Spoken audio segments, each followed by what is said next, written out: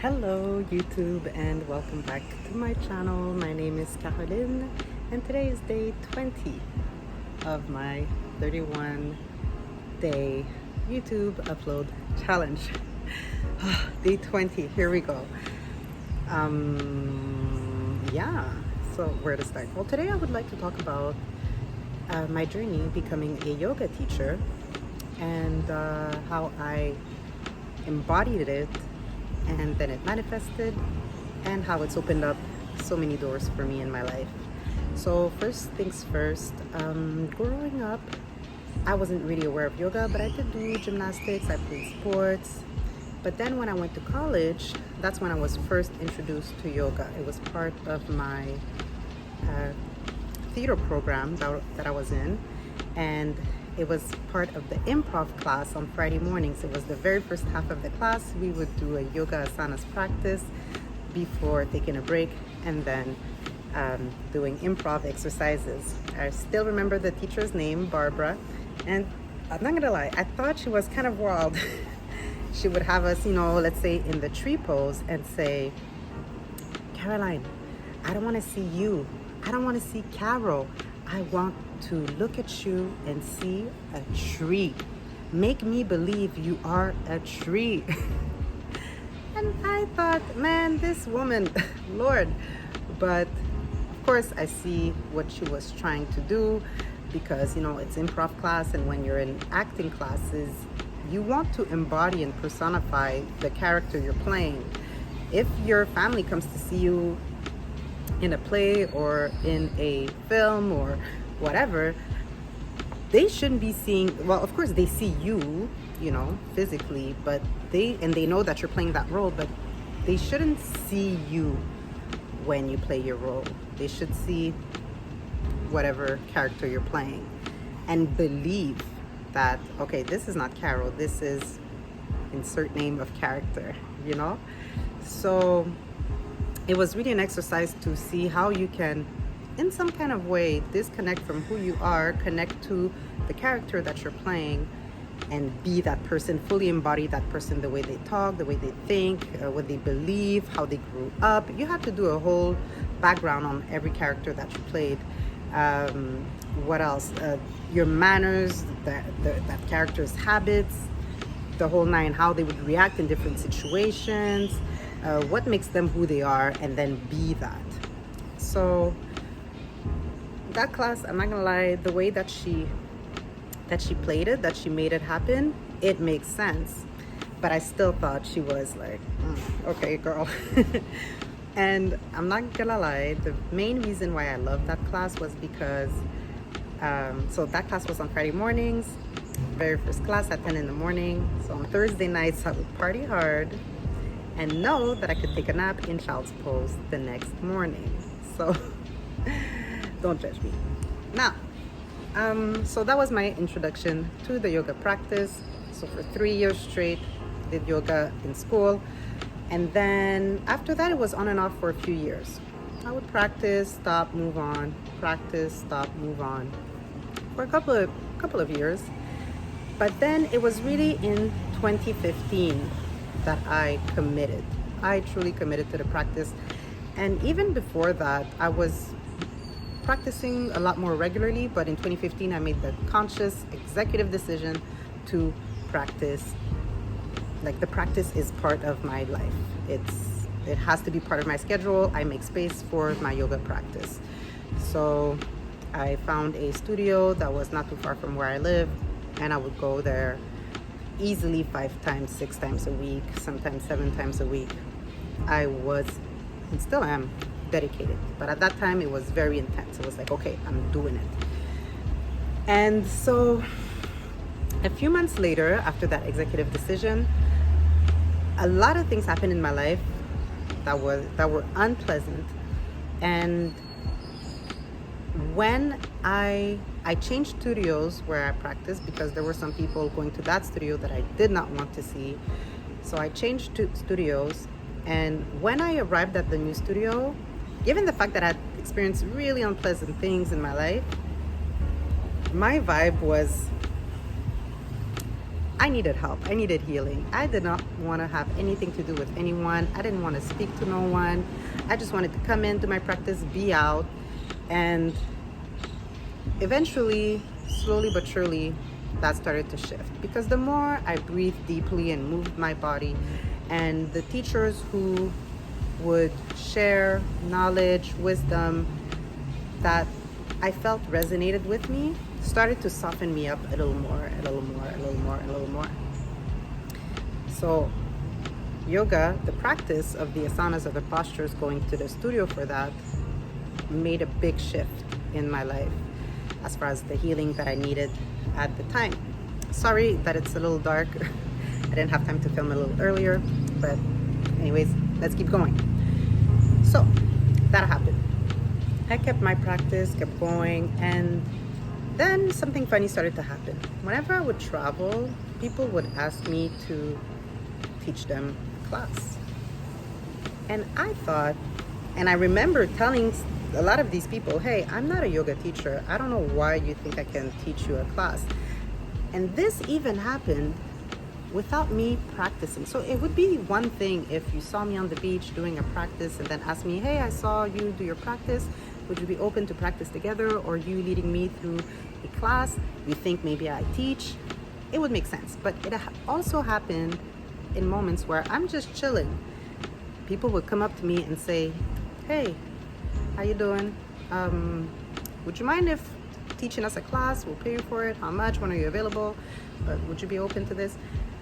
And I thought, when did you think that I was a yoga teacher and that I could teach you, or that I even practice yoga? So I thought that was wild. So I feel like that was life's way of telling me, girl, there's something there for you.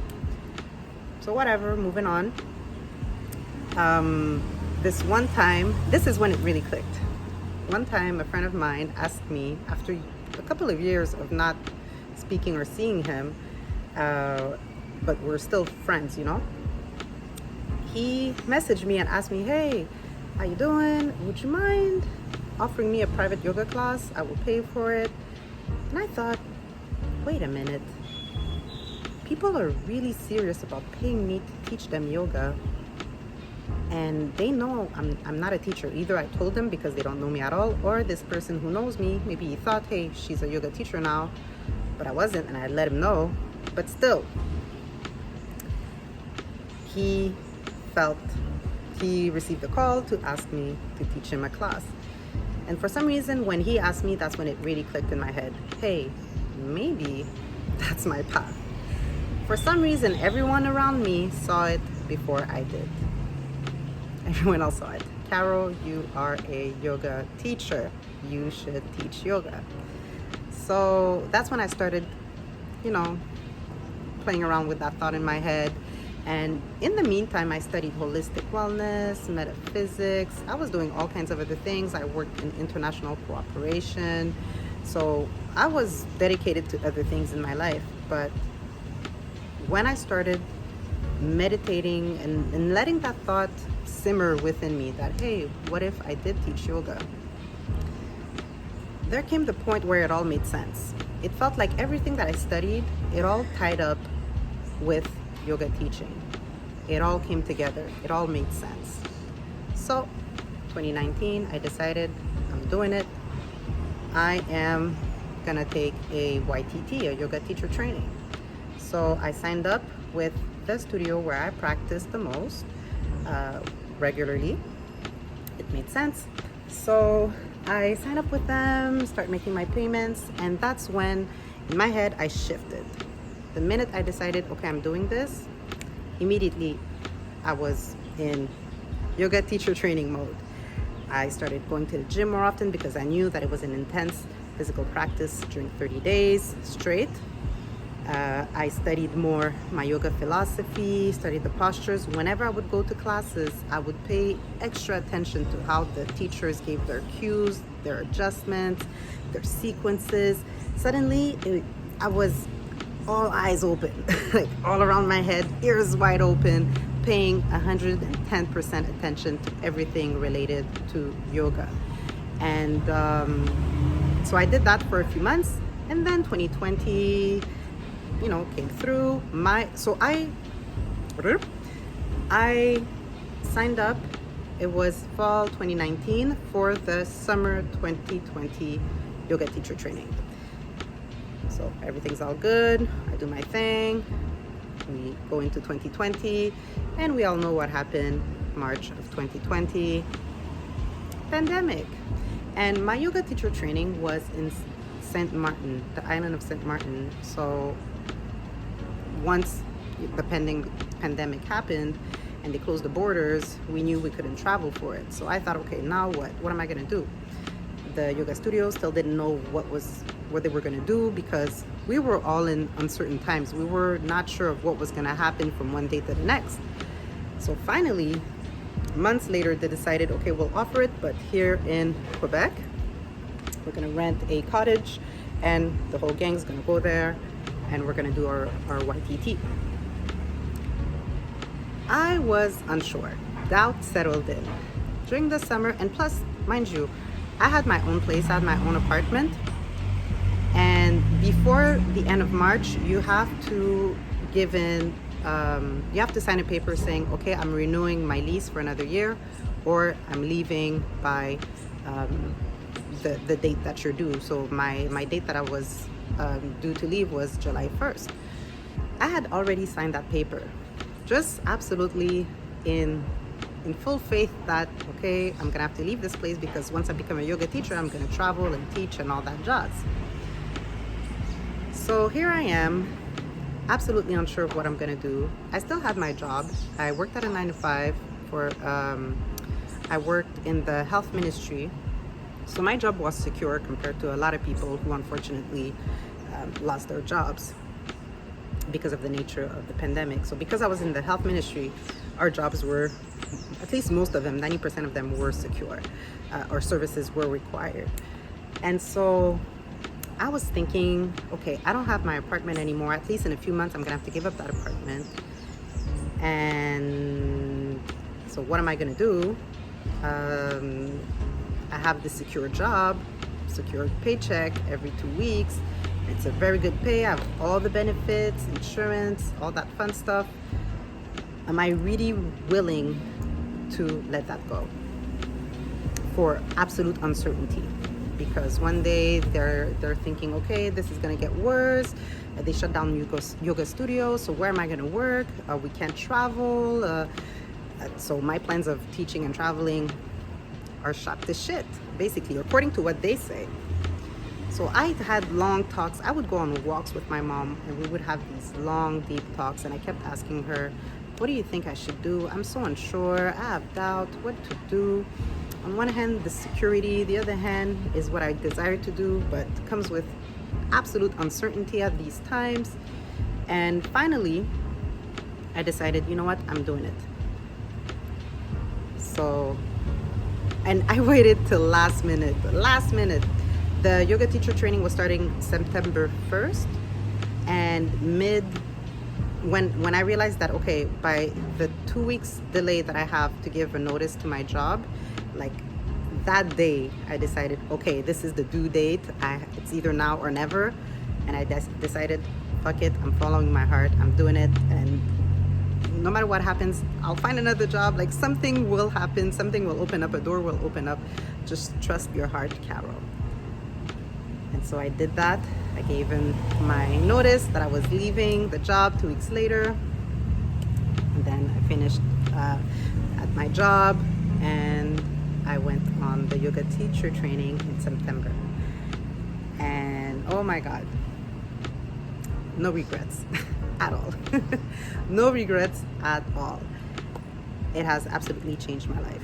But we're already at 14 minutes, so I think I'm gonna stop here, and tomorrow I'll do a part 2 of this story.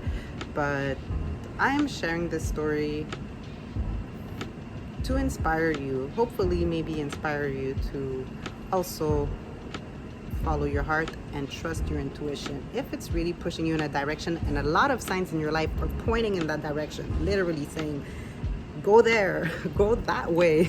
Strangers, people you don't know telling you go that way. People that you know telling you go that way. And when you look that way, even though there's uncertainty that comes with it, your heart is pulling you there. It's almost like a strong current, like the ocean just moving you towards there. And if you go the other way around, you're swimming against the current, and it will not be a pleasant experience. You will be fighting to keep your head above water. You're gonna get tired, and you know what happens if you try to swim against the current for a long time. It does not end well, okay? Or at least it's not a very pleasant experience. Let's put it that way. But you know what I'm talking about. You know what I mean. So that's part one of my becoming a yoga teacher story. And tomorrow I'll come with part two and what doors it's opened up in my life. And I'll touch on how the yoga teacher training was and things of the sort. But yeah, so stay tuned till tomorrow. So on that note, I let you go, and I will see you and share more with you tomorrow. Thank you for watching. Peace.